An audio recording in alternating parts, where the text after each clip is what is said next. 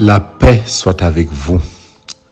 Dimanche passé, méditant sur la parole du riche et de Lazare le pauvre, Jésus nous rappelait l'importance de faire le choix, de rechercher la justice et de mettre notre sécurité en Dieu qui garde à jamais sa fidélité. Continuant en ce dimanche 27e du temps ordinaire, notre cheminement dans l'apprentissage de l'être disciple selon la pédagogie de Saint Luc, donc montant vers Jérusalem avec Jésus. Nous abordons ce dimanche un aspect d'une importance capitale de notre vie de chrétien, avec cette demande fondamentale des apôtres au Seigneur. Augmente en nous la foi. Et le Seigneur de répondre, si vous aviez la foi comme une graine de moutarde, vous auriez dit à l'arbre que voici, déracine-toi et va te planter dans la mer, et vous aurez obéi. Rappelons-nous que le mot apôtre signifie envoyé. C'est donc un dialogue entre Jésus et ses envoyés. Cela veut dire que cette phrase de Jésus concerne les activités d'évangélisation. Les apôtres, les envoyés disent à celui qui les envoie, augmente en nous la foi. Cette prière, c'est la nôtre bien souvent. Comme prêtre, comme évêque, comme chef de famille, comme responsable de structure, quand nous prenons conscience de notre faiblesse, de notre impuissance, et qu'il nous semble que si nous étions plus riches de foi, nous serions plus efficaces. Dans son langage à lui, Jésus répond qu'il ne s'agit pas de chercher à mesurer notre foi. Le problème est ailleurs.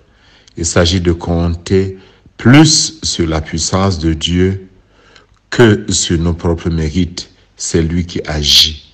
Ce n'est pas notre foi, petite ou grande. C'est Jésus le Maître. Ne dit-on pas chez nous que un koule tundi azega abom kimboman. Jésus nous le donne donc de revivre avec accent aujourd'hui. Il insiste sur le paradoxe. La graine de moutarde était considérée comme la plus petite de toutes les graines. Et le grand arbre dont le texte de Luc nous parle est le sycomore. Il était réputé indéracinable. La phrase de Jésus veut donc dire, pas besoin d'avoir beaucoup de foi. Rien qu'une graine de moutarde minuscule suffirait pour faire des choses apparemment impossibles. On peut donc traduire, quand vous agissez au nom de l'Évangile, souvenez-vous que rien n'est impossible à Dieu. Oui, ne faut-il pas rentrer comme fils-fille de Marie, notre mère, à cette foi fondamentale qui poussa Marie à dire, qu'il me soit fait selon ta parole. Quand l'ange lui dit, rien n'est impossible à Dieu. Cela veut dire pour nous que rien ne doit nous décourager, qu'aucune situation n'est définitivement perdue. Il n'y a pas de voie sans issue. C'est un rappel de la puissance de la résurrection. Car l'esprit de celui qui a ressuscité Jésus d'entre les morts donne aussi la vie à nos corps mortels. En fait, nous ne sommes que des envoyés, des serviteurs.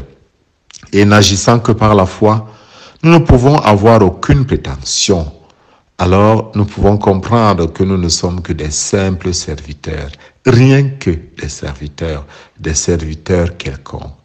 Et heureusement, qui de nous se sentirait assez costaud pour porter la responsabilité du royaume des cieux. Jésus ne veut donc ni nous décourager, ni nous inquiéter. Au contraire, il nous dit, reposez-vous sur moi, c'est moi le responsable. Jésus nous suggère donc deux attitudes en ce dimanche. Premièrement, il nous invite une fois de plus à sortir de la perspective des mérites ou des récompenses. Mais surtout, il nous invite à rester sereins dans l'exercice de notre mission, dans l'accomplissement de notre tâche. C'est lui le maître de la moisson et pas nous. Et voilà pourquoi dans la première lecture, le prophète Habakkuk peut appeler le peuple à la confiance et à la patience. Et comme une insistance de Dieu qui dirait, mes petits enfants, n'oubliez pas, Même si je suis silencieux, je ne suis pas absent. Je reste à vos côtés. Dieu agit. Et le psaume responsorial que nous disons tout le matin nous le rappelle aussi avec insistance en nous disant: si aujourd'hui vous écoutez sa parole, ne fermez pas vos cœurs comme le firent vos pères au jour du défi. Oui, dans la Bible, le mot écouter signifie faire confiance. Donc, en somme, le psaume nous dit aujourd'hui: ferez-vous confiance à Dieu quoi qu'il arrive. Avez-vous la conviction, la certitude intérieure que le juste vivra par sa fidélité? Avez-vous la certitude que le Seigneur est vainqueur? Vous ne fermerez donc pas vos cœurs, c'est-à-dire vous n'allez ni tenter ni défier le Seigneur. Frères et sœurs en Jésus, nous avons reçu la grâce de la foi au baptême. Mais ce qui est arrivé à Timothée peut aussi nous arriver. Alors Saint Paul nous dit: bien-aimé, je te le rappelle, ravive le don gratuit de Dieu, ce don qui est en toi depuis que je t'ai imposé les mains. Car ce n'est pas un esprit de peur que Dieu nous a donné, mais un esprit de force, d'amour et de maîtrise de soi.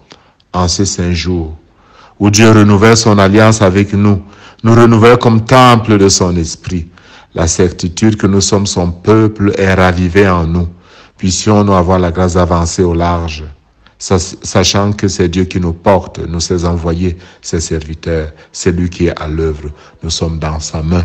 Et que Dieu Tout-Puissant vous bénisse, qu'il vous comble de sa grâce, qu'il vous comble de sa puissance au nom du Père et du Fils et du Saint-Esprit. Amen.